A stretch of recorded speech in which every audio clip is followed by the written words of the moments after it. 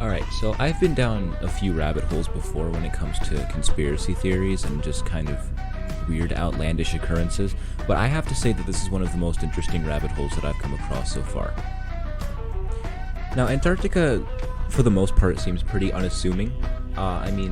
It's a large landmass that pretty much is just covered with ice. It gets to negative 90 degrees Celsius and is about 1,200 kilometers away from the nearest civilization. And for all of you Americans out there, that's 109 million washing machines away. So, I would think it's fair to say that it's not that exciting. There's not a whole lot going on there. Or is there? Because you see, there's a lot of theories surrounding Antarctica, ranging from hollow Earth to UFOs to ancient civilizations that may or may not have been Atlantis, even though that's not in the Atlantic Ocean. Anyway, journey with me as we look through a lot of weird things, because originally this was going to be a hollow Earth video, but then I got sucked into the rabbit hole that is Antarctica theories. I had no idea that there was this much distrust in a continent that's pretty much just like ice. Or is it? Anyway, let's get on with the video. I mean, like, first things first, isn't it a little weird that all the countries just kind of looked at Antarctica and were like, nah, we don't want that? Like, in the history of humanity, whether people actually desired land or not, countries have always wanted more for resources or just for bragging rights. I mean, look at 70% of Russia. There are, like, maybe 3 people living in this region of Russia, and that's a large region. Anyway, there are 12 countries who signed a treaty in the 50s to say that no one country gets to have Antarctica, supposedly because of its barren and unforgiving terrain and environmental issues or whatever other excuses they came up with. However, it could be, and this is my personal belief, that whatever governments of power that were making the decisions at the time decided that it would be quote-unquote best to keep whatever they discovered in this region hidden from the general public. This, of course, leads me to my first talking point, Admiral Byrd's secret diary. Now, Richard Byrd was a decorated officer who fought in World War I and World War II, and he was given awards like the Medal of Honor, the Navy Cross, Flying Cross, and more. I mean, like, this was the man who discovered Mount Sidley, which is the largest dormant volcano in Antarctica. He was involved in 2 operations which were meant to document and explore Antarctica, and so Byrd isn't your average crackhead conspiracy theorist. He was a respected officer who was paramount to the exploration of Antarctica, which is not an easy feat. So during this time that he was in Antarctica, he wrote about how UFOs were coming from inside of the Earth. And I mean, this wasn't just like something that he supposedly said. You know, he was actually like, he had written down in reports saying that the biggest threats to Antarctica, the biggest threats to the rest of the world wasn't other countries at war, but it was literally UFOs coming from the depths of the Earth. Anyway, so the source that I'm getting the excerpts from this diary from is shaky at best. This is okay because this is the internet, where you're not allowed to lie. So, the entries that I'm reading begin in February of 1947 during Operation High Jump. In these entries, it starts off normal. He's like doing checks for the airplane. He's doing all that plane stuff that I don't know about. And then it starts to get weird. Like, really weird. Byrd talks about a variety of things that he had witnessed, from rolling green hills that seemed to have had mammoth-like creatures, the temperature in this area being 74 degrees Fahrenheit, which, being Antarctica, is way too warm. And at this point, his radio stops working. And then, as he keeps flying, he sees a city, still in this green area. Then his plane stops working. At this point, he sees flying saucers with swastikas on the side of them, which then take control of his plane via tractor beam. That's my best guess. Oh, and they have Nordic or Germanic accents, but still speak English. And so then they take him to their master, who seeks an audience with him. And then when he meets the master, he tells Bird, "You are in the domain of the Ariani, the inner world of the Earth." The master tells him that after the nuclear attack in Japan, humanity reached a point of no return, that being harnessing nuclear power. So he tells him that if they keep going on this path, then that will lead to a time of darkness similar to that of the medieval times, but there could be a few survivors, and at that time the Ariani would finally intervene and help rebuild a new and better world on the surface. After this conversation, he heads back to base camp where he finally reestablishes contact, and the weird thing is that he was actually even reported being unresponsive during this time. In March of the same year, Bird writes that he had a meeting at the Pentagon where everything that he said about the encounter was written down and the president had been informed about what happened. He was then detained for several hours, interrogated by top security forces, and examined by a medical team, then placed under strict control via national security provisions. Bird was then, quote, ordered to remain silent in regard to all that he has learned on behalf of humanity. And then the last entry in the diary that I'm reading from is from December of 1956, almost a full decade after his encounter with the Ariani, where Bird said that he had kept what he had found a secret despite it being in direct contradiction to his morals and beliefs. Then he is hopeful that this secret would not die with him and that it would be shared as all truth comes into light eventually. He died just a few months later, and the treaty that said no one country could be in possession of Antarctica was signed 2 years later. See, what makes all of this weirder is that this diary wasn't meant to be public, and it wasn't rediscovered until 1996, which is 40 years after this last entry. And so if all of this was supposed to be private information that was supposedly ordered to be kept secret, then why would Bird intentionally lie about his experience? This was a respected man in the Navy who was even head of operation in Operation Deep Freeze, which also solidified American military presence in Antarctica. But then why would he write something so outlandish and then go to the Pentagon first, but not the media? Was it a hallucination? Was it hysteria? Hypothermia?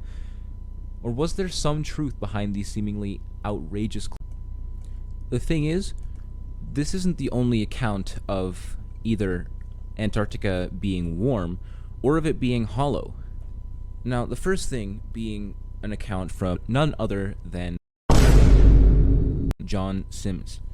In 1818, Sims released a paper declaring that the Earth was hollow and that there were these gaping holes at the North and South Pole that led to the inner Earth. So large, in fact, that if you were walking at the North Pole, you would flip to the other side without even knowing it. He said that it was like an ant going over the side of a coffee cup. You know who else thought the Earth was hollow? The 6th President of the United States, John Quincy Adams. He wanted to go on a voyage to the South Pole and find mole people, but this trip was canceled by his successor. This was a man that truly believed in the deep state. Am I right? Oh, it's so funny. The next account was a map that was made in the 1500s by Piri Reis? It's Turkish? He was a Turkish explorer and cartographer, and this map has a portion of South America, but then there's another really big landmass right past it.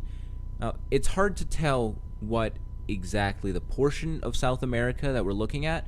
I am really bad at geography, so I couldn't tell you, but speculation suggests that it's Antarctica. And speculation is my favorite pastime, so I believe it. The thing is, though, the landmass didn't have any ice on it like we would assume Antarctica would have. Scientists think that Antarctica has had ice for like millions and millions of years, but this Turkish explorer says that it didn't 500 years ago. And so who do you believe?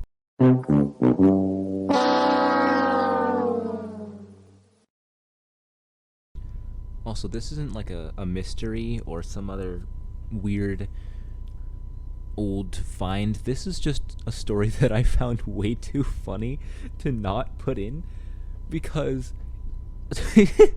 in 2018 there was the first attempted murder in Antarctica. Now, this alone isn't funny, but the story the story behind it is hilarious. Because this Russian researcher apparently stabbed his colleague because he kept spoiling the books that he was reading. So, like, imagine, like, this dude, he's just peacefully reading a book on his time off, right? It's been a long day of researching whatever goes on in Antarctica, and then his colleague comes up, he's like, "Oh, you're reading that book? You know he dies at the end, right?"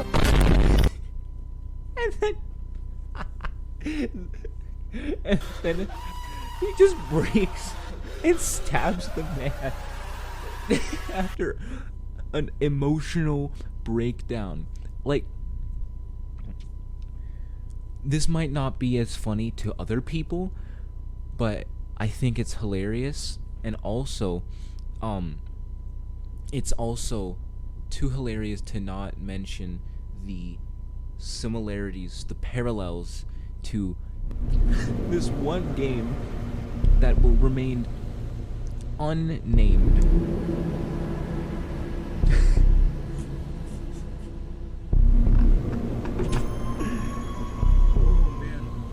I know it's a dead meme. I know no one wants to hear the word sus or amogus or any of that. However, I couldn't, in good conscience, not put this in. Okay, so the next thing on my conspiracy checklist is caves, tunnels, and other geological phenomena, which may or may not go back to Hollow Earth. We'll see. So this is what started me on the rabbit hole, and I know it's not much to look at, but it was enough to get me thinking. Like, originally this was going to be a Hollow Earth video, like I said before, but then I got sidetracked because of this. And I found this video on like a Daily Motion website, and it was like this video with like 3 pixels. And like, I found the entrance to Hollow Earth. I mean, it kind of looks like that. The first picture kind of looks like it has a door on it, like a circular door. And don't give me any of that, "Oh, it's just a trick of the light. It's probably just like ice or rock, but it looks weird because of where the light is hitting it from." No, look at it. That is clearly metal. There is ice and rock right next to it, and it doesn't look anything like either of them. You can see the rivets on it. It's clearly not a natural formation. And the other one, you might be able to convince me, but the fact that the ground just kind of opens up in a hole that's like 270 square meters overnight seems a little suspicious. And also the fact that these two, as well as other openings in the ground and mountains, make a straight line, it only adds to my concern. Also, a lot of people don't know this, but there are like volcanoes and lakes under the ice, as well as large cave systems. The volcanoes don't really look like volcanoes, though. It's more just kind of like a flat land with opening that spits hot rock at you. Some speculate that this is a plume or a mushroom-shaped flow of substances in the mantle of the Earth, similar to that of the ones that move the tectonic plates around. I don't know much about the Earth, though, and you can tell this because I'm making a video about Antarctica-related theories. The lakes are liquid, and they change shape quite often, some of them even containing cold-resistant microbes that feed off of the chemicals in the water like ammonium. So, I think that's kind of neat. I don't know. I don't really have anything to say on that other than, oh, there's like bacteria and such. The cave systems are lesser documented things. I don't blame them because they're dangerous, and even with proper equipment and training, sometimes deadly. So, There's this other thing called the blood waterfall. And it looks gross. It's not blood though, don't worry. It's because a few kilometers away, there's this lake that is apparently very high in salt and iron, and so then when it's exposed to oxygen, it immediately makes a ton of iron oxide, or otherwise known as rust. So don't worry, it's not blood, it's just really, really rusty water, which I didn't know that water could get rusty, but apparently it can. And so now I can't sleep at night. Because just imagine you turn on your tap one day and you find it's brown and disgusting, and then you realize you're living in Flint, Michigan. Another thing that surprisingly popped up in recent years is this giant hole in the ice called a Polinia. It's Russian for ice hole, which is it's a very creative name. It's the size of Colorado. Yes, it popped up as well. Like it went from 9,000 square kilometers to 800,000 square kilometers in about a month. Some people say that it's because of the currents of the water underneath the ice that's washing away some of it, or there's like a volcano underneath, but we all know the truth. It's an entrance to the inner Earth. Now the next thing is very intriguing. It's the Wilkes Land crater located in the Wilkes Land. It's a crater that's estimated to be about 482 kilometers wide, 2.5 times larger than these names. the Chicxulub crater, where the meteor that is thought to have killed the dinosaurs landed. And apparently, there's a mass concentration that is so large there that it causes a gravitational anomaly in the area. Okay, let's backtrack. So all over the world, based on how much mass there is in an area, this causes there to be different amounts of gravity that an object experiences. A map of such changes looks like this. So when the Grace twin satellites were sent into orbit to look at these gravitational differences, it was discovered that over this specific area, they experienced a way stronger gravitational pull in the surrounding area. Fun fact, the world's largest glacier, the Lambert's Glacier, is situated conveniently on top of the crater, meaning that the only way to look into it more is either through radar or if climate change gets really bad. Also, thought to be in the same area, or at least originated from this area, are these things called tektites, which are meteorological impact debris, which were also found in the Australasian region. These things are thought to be around 790,000 years old.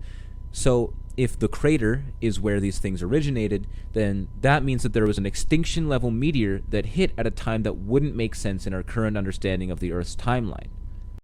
Also, I wasn't sure where to put this. This doesn't really fit into the geological thing. But Nazis in Antarctica, a lot of conspiracy theory enthusiasts like me believe, I should clarify, I don't believe that Hitler escaped into the hollow earth where the giants and dinosaurs live. That's not something that I believe. But other people believe that Hitler and some other Nazis escaped after World War II to Antarctica, and for whatever reason, during the war, some Nazis wanted to find things like the Ark of the Covenant. No, I'm not kidding. Indiana Jones was a documentary, and you can't convince me otherwise. Along with things like that, Atlantis was among list of locations that the Nazis wanted to find because a small number of them believed that they were descendants of this long-lost civilization, meaning that if they were able to trace their genealogy back to Atlantis, then that would prove that they're superior? I don't know, man. And the thing is, people can't decide where Atlantis was, so naturally we just assume that it's in Antarctica, and that's what these pyramid things are. But if you ask the government, they're just really weird shaped mountains, because a mountain definitely is shaped like that. So just remember, when you finally find the entrance to Hollow Earth, just remember to expect these things when you go in there. The giants from the Bible, called the Nephilim, Nazis, UFO flying Germanic hole people, mammoths, and probably dinosaurs, as well as Atlantis. Sounds like a great place to be. In 1939, scientists discovered this thing. What is that? What is that? Wait! In the Antarctic region. Now, I have some beef with the people that made the video through which I discovered this creature, and this is because of the remarkable lack of research that has gone into the specific entry in this list of top 10 strange things found frozen in ice Antarctica. And so I'll let this play through, and then we can see what we're dealing with. At a depth of 1,100 feet, American archaeologists made a truly terrifying discovery. They came across an unknown creature that didn't resemble any other living being known to people. The length of this creature was about 8 feet. Its body was covered with protruding bones, and its jaw was retractable. Such a body structure puzzled scientists to no end. Today, they're trying to determine the origin of the animal, its system of nutrition, and its classification. Bright side? You absolute clowns. You fools. You fiends. You utter buffoons. This is called the Eulogisca gigantea. It's a type of scale worm that's about 20 centimeters long. And now listen, I'm no scientist, but I can tell you a few things about this creature with a single picture and then later on a single Google search. 1. The beak of this creature suggests that it ate other animals, presumably vertebrates or crustaceans, to puncture and crack bones or shells. The retractable jaw is similar to that of a moray eel's second pharyngeal jaw, which can actually come out of its mouth. This further suggests that it was a hunting animal. Number 2, the lack of eyes and the lack of protection on the underside of the animal suggests that it lives near the ocean floor, where it wouldn't be attacked from the bottom, and also where it wouldn't need to rely on sight to hunt its prey. Number 3, the brush-looking things on the side of this animal wouldn't be used to combat low temperature since it's nowhere else on the body. That means that it would probably be used for transport and movement, and this is further solidified by looking at other scale worms who also use this in the same way. It was clearly a scale worm, a marine relative of earthworms, which is also called a sea mouse. Number 4, there are also other species, 4 in fact, that are in the Eulogisca genus, as well as other animals in the Polynoidae family, which also has these scale worms. And guess what they eat? Crustaceans, snails, starfish, etc. So guess what? I was right. I made these observations, then looked into it after, and I was right. It took less than 10 minutes to get all of this information, and yet this YouTube channel with 43 million subscribers, owned by a corporation who is dominating YouTube, can't do it better than me. Which, 1, means that I'm superior, obviously, but 2, means that they don't put in any effort to researching the topic that they're talking about, which is stupid considering that they're a YouTube channel that relies specifically on information. Anyway, tangent aside, some other really cool things found in this area include skulls and bones. Many, in fact, enough to even suggest a skeleton, or perhaps multiple skeletons. Now, the weird thing is, the skulls that were found were elongated, and for once I'm not going to say that it was aliens. See, skull deformation was actually a pretty common practice a few thousand years ago all over the world. Some groups that took part in this tradition one way or another include the Mangbetu tribe in northeast Congo, the Mayans in Central and North America, people of Caucasus in West Asia or Europe, the Australian indigenous in Australia, and the Cabanas and Coyaguas in Peru. So, if several of these elongated skulls were found, then that would suggest that there were people that were possibly from just about anywhere in the world that were found in Antarctica way before it was quote-unquote discovered in 1820. Now, I doubt that the bones would have been washed up because the closest place to mainland Antarctica is, 1,200 kilometers away, so the bones would have become sand pretty fast after they went into the water. The other bones, like femurs and such, were also thought to belong to a woman, but for some others it's hard to piece together. Many non-human remains were also found from mosasaurs, plesiosaurs, and alien life. I know I said that I wasn't going to include aliens, but I'm being serious this time. Now, the last entry for this video will be the ALH 84001 meteor. In 1984, the Allen Hills 84001 meteor was discovered by Roberta Score. ALH, I'm just gonna call it Al from now on. Al was found during the 1984 to 85 season by Roberta Score, lab manager of the Antarctic Meteorite Laboratory at the Johnson Space Center. Al is thought to be one of the oldest Martian meteorites, thought to have crystallized from molten rock about 4 billion years ago, which is only 500 million years younger than the Earth. I mean, relatively speaking, in the scale of space, that's pretty close.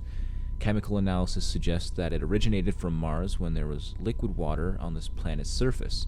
And now what's even cooler is that in 1996, a team of scientists found the fossilized remains of bacteria-like microbes in the meteor, and even as recent as 2020, nitrogen-bearing organics, further contributing to the idea that at some point there was living, if not a little basic, organisms on the surface of Mars. That's absolutely insane. I don't have any jokes for that. That is terrifying. The implications of that alone, and the amount of potential life-supporting planets in the galaxy, is a whole other rabbit hole that I could go down, but not today. So yeah, Martians on Antarctica. Whoa. And with that, that is the end of the video.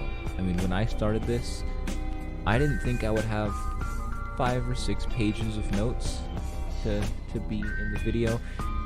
The video, like I said, was going to be starting with the door-looking things with the circle and the rivets that I was talking about.